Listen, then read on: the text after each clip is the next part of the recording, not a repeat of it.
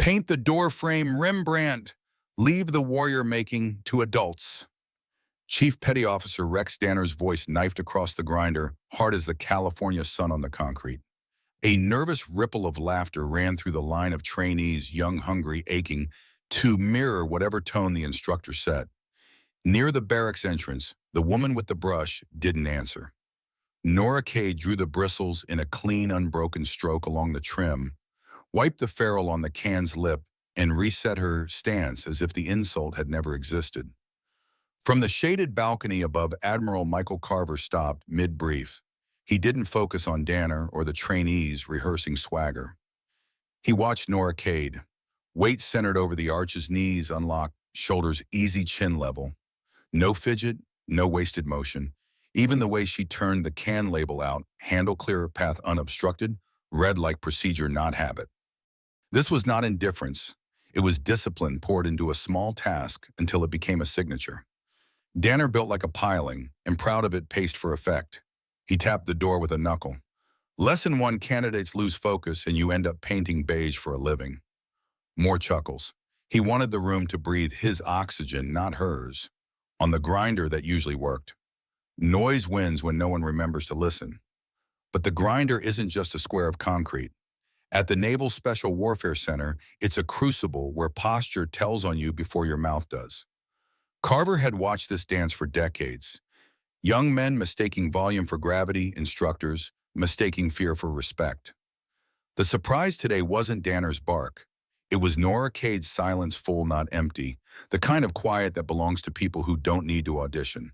She laid another line of paint, then stepped back a precise 1.5 feet, not a shuffle placement. Her left hand settled on the can's rim.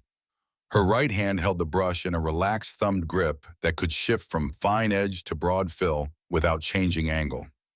Carver noted it the way a conductor notes tempo, a body working inside a metronome of its own making.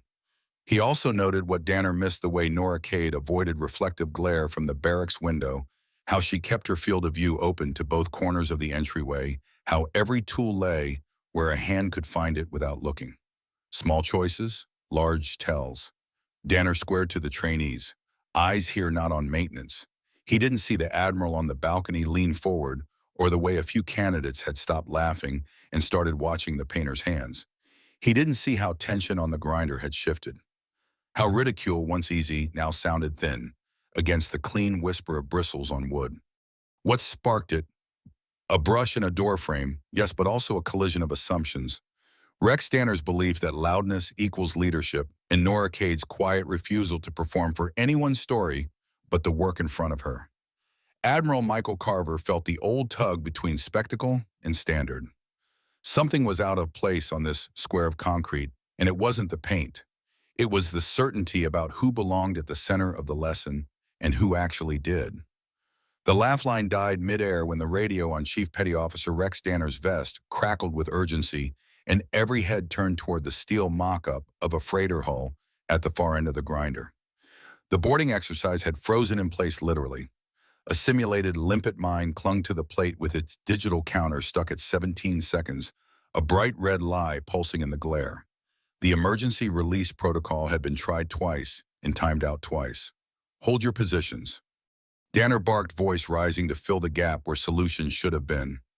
Engineers in ball caps and clipped badges hustled up with tablets, speaking in the nervous shorthand of people who know they are out of runway brute force. With a pry bar, cut power to the training grid, reboot the control bus, hours of downtime either way. On the balcony, Admiral Michael Carver folded his arms and watched the air thicken. Nora Cade set her brush across the paint can, wiped the handle on a clean rag, and walked toward the problem as if approaching a patient.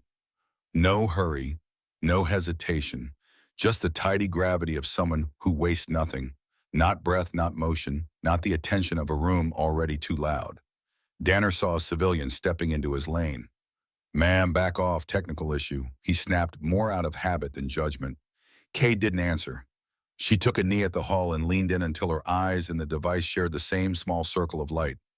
Up close, the mine showed its truth-machined housing magnetic actuator ring, an overbuilt latch meant to teach candidates not to trust luck.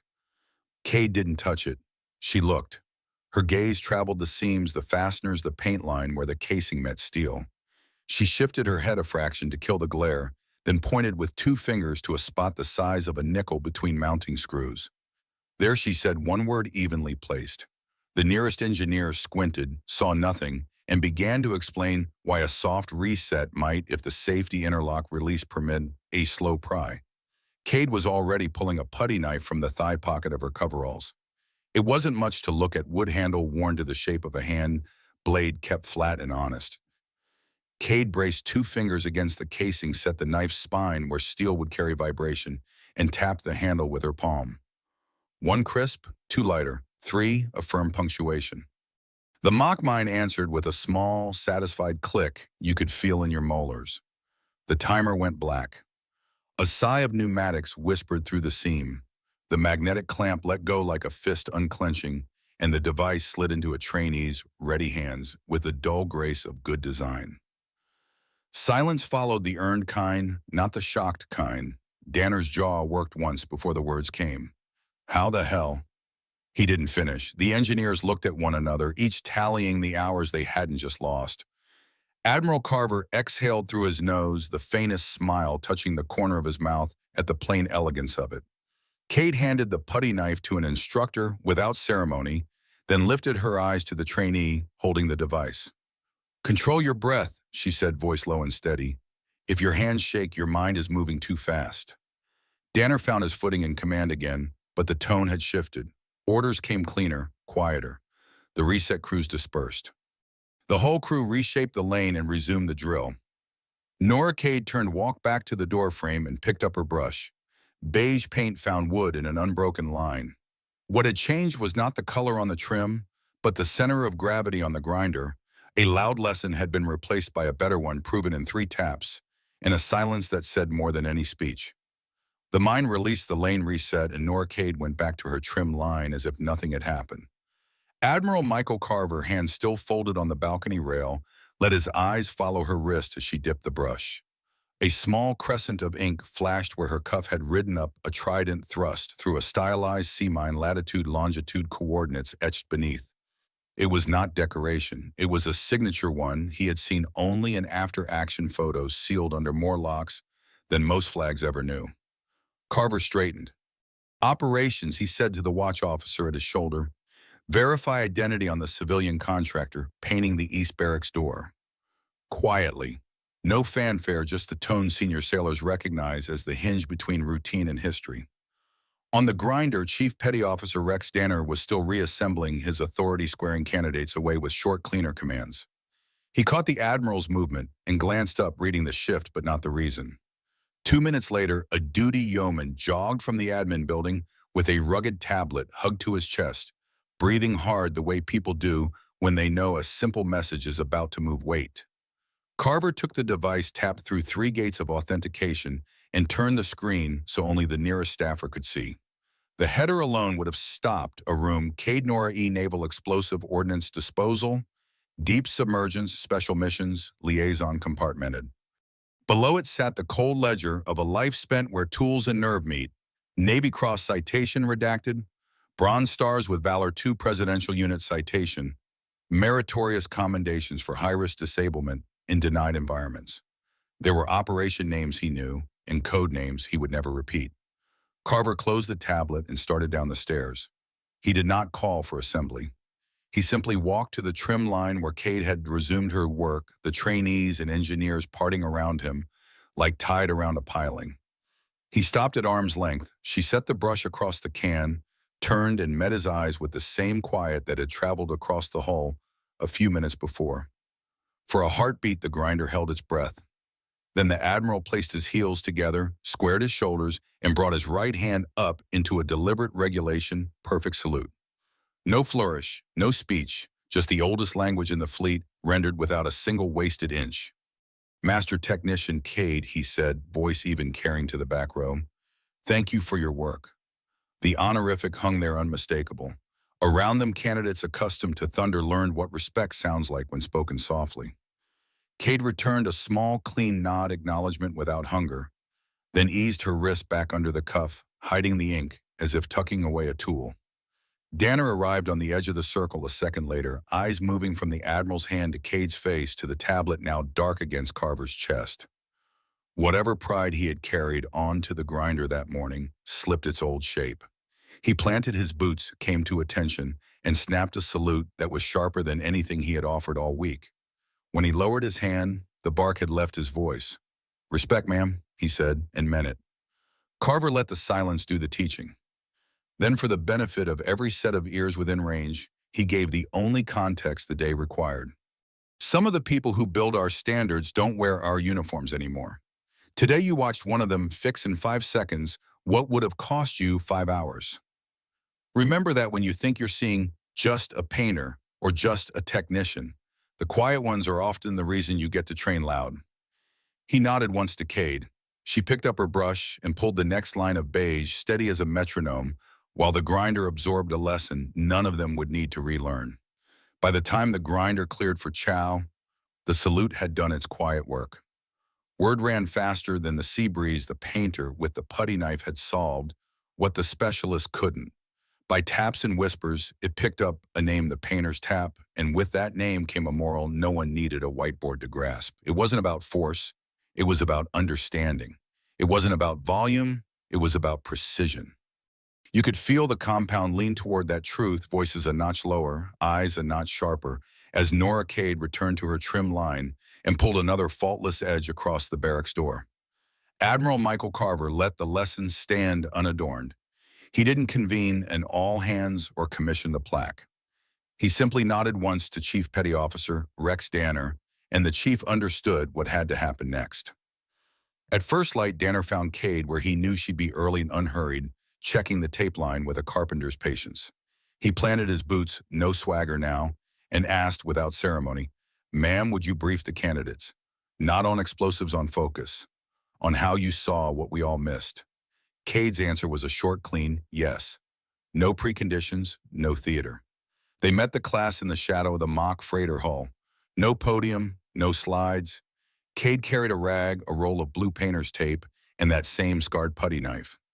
She began where the previous day had ended, right at the casing seam, and had a candidate talk through what he saw. "A box," he said, "a magnet, a timer."